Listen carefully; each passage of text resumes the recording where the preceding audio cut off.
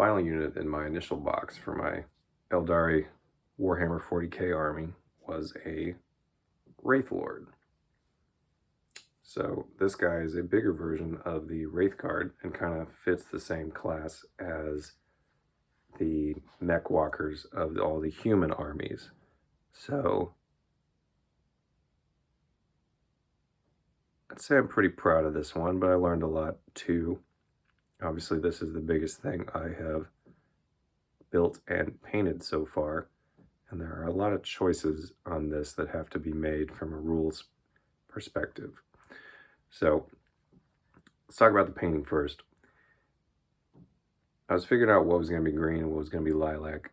I kind of ended up with more lilac than green, which initially I was like, I don't know about that, but the more I look at it now, the more I think I'm okay with the choices I made when it came to a color plotting design.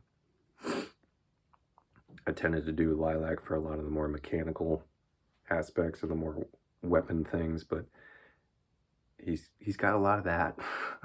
He's got a lot of that. He's got 2 big guns there. He's got 2 smaller guns on the wrist. He's got the sword.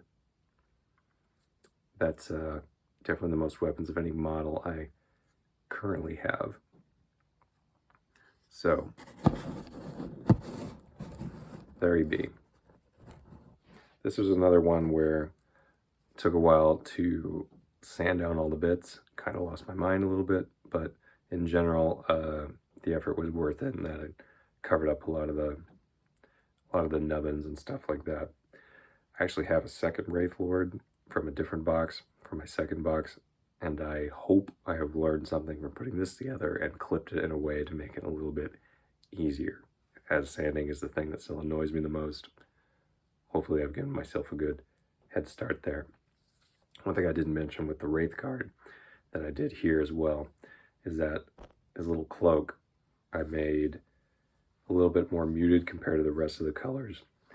This is actually kind of a metallic gray color that I have in the Vallejo color. It's got a little bit of a shimmer to it, kind of makes it seem a little otherworldly, as this is, again, a ghost warrior mech, essentially. But I've seen people do a lot of different cool things with various aspects of this. Some people will put a symbol on the head or the cloak. Some people will do this painting scheme that makes it look like there's a skull inside the head.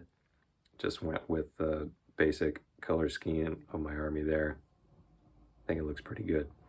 Unlike the Farseer, I ended up going with a different color on the sword. So it's silver, like some other things I did, but I also have some like orange colorations and orange perforations that kind of seem like energy is like spewing out of, or like barely contained within the sword. What else is there to say about that?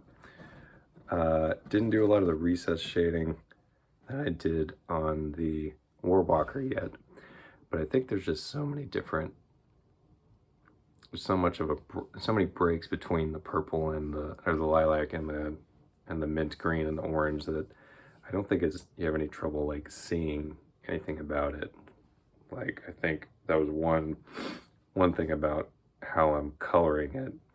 Some people will do, like, for example, on the box, you know, he's almost all red with some other stuff in there too, some blacks and some other stuff. But if it's all one color, you kind of probably need someone who's better at shading than me and highlights than me in order to differentiate that and make it easier to see. Because of my contrasting colors, you can tell when the arm ends and when the wrist begins. You can tell where the gun stops. You can tell all the orange details and such. Once again, I was kind of impressed with my ability to do some of the detail work here, especially with the orange. It really turned out well with that symbol on the back in a way that kind of surprised me. Once again, I ended up gluing the feet down first and then built the legs up from there.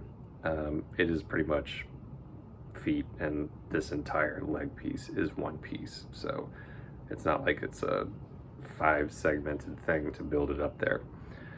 On posing, I did have an idea for a pose that ended up being beyond this model's ability to do that. That sword was supposed to be more horizontal against his body and kind of a more threatening look, like, come get me, my sword's out in front of me, deal with it. Those shoulder pads did not allow those arms to do that. There are a couple arm choices in that there's two. There's extended and there's at a sort of 90-degree angle. Ended up getting the extended arms, and it was a good first try, but I should definitely kind of figure it out a little bit better what the pieces are able to do. Some people go pretty wild on the designs, but I think they actually are doing more work and then cutting the pieces up and gluing them back together or pinning them or all kinds of things that I don't know how to do yet at all. Why did I pick this unit? There's something that always appealed to me about the about any of these wraiths. So the big wraith, well, actually this is a mid-sized wraith. The mid-sized wraith and the Wraithlord was always going to appeal to me, and right now my army plan actually has a couple of them. Obviously having two means it might be key to switch one out. Right now in the rules, they're not particularly good. The entire Wraith line doesn't have the best accuracy in the world, so the fact that you got these two big guns here that don't have that great accuracy, and then these small guns here that might not have great accuracy, means it's kind of in a weird spot in the game right now. As rules change, I'm sure this thing will be better at some point in time, but this is a prime candidate of, I thought it was cool, so I wanted to have it. It's not necessarily good, but choices made for this thing. It's got two big Aeldari weapon slots up top, and it's got a couple smaller options on the wrists. The sword you can have or you can't have. Right now it's free points wise, so why not have it? I kind of made choices for this one taking into account that its accuracy wasn't great and it has melee attacks, so it probably doesn't want to stick back in the back and fire from long distance. It probably wants to be in your opponent's army's face, hitting them with the sword, hitting them with all the weapons. So that's what I picked. The big ones up top kind of have a little bit of a bonus right now to overcome the accuracy problem. Essentially, when you're rolling to hit, if they roll a 6, you get another wound. So that kind of overcomes its low accuracy. It's got enough strength in those guns that can also take out some fairly decent sized infantry.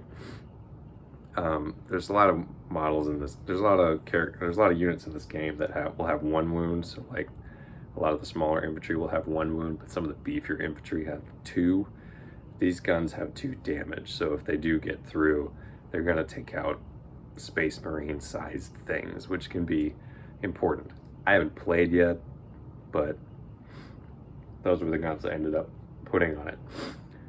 The wrist guns have a choice between something that always hits and doesn't do a whole lot of damage, or something that doesn't always hit and does a little bit more. So I decided to go with the thing that always hits to overcome that poor accuracy once again.